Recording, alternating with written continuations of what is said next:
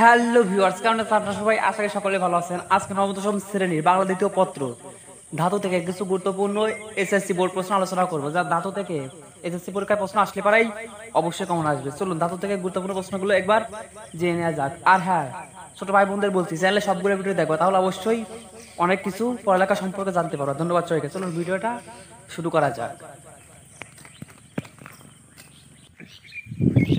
ধাতু কয় প্রকার? সঠিক উত্তর 3 প্রকার।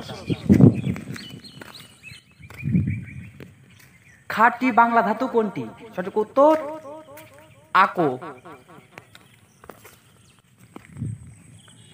যে সব ধাতু বিশ্লেষণ করা যায় না তাদেরকে কি ধাতু বলা হয়? সঠিক উত্তর মৌলিক ধাতু। মৌলিক ধাতুর অপর নাম কি? সঠিক উত্তর সিদ্ধ বা স্বয়ংসম্পূর্ণ ধাতু। ছয় মনে রাখবে। নাম ধাতু কোনটি? সঠিক উত্তর ঘুমা। মৌলিক ধাতুর সাথে আপত্যয় যোগে কোন ধাতু গঠিত হয়?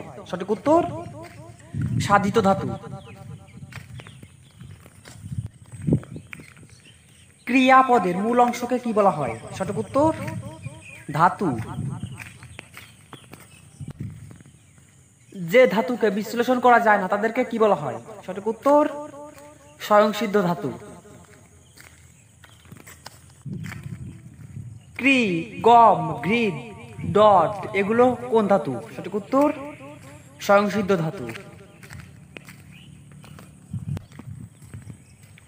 কোনটি অসম্পূর্ণ ধাতু? সঠিক উত্তর বড।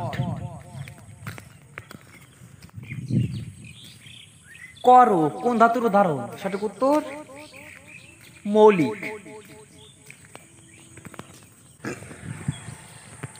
অজ্ঞাত মূল ধাতু কোনটি? সঠিক উত্তর হের।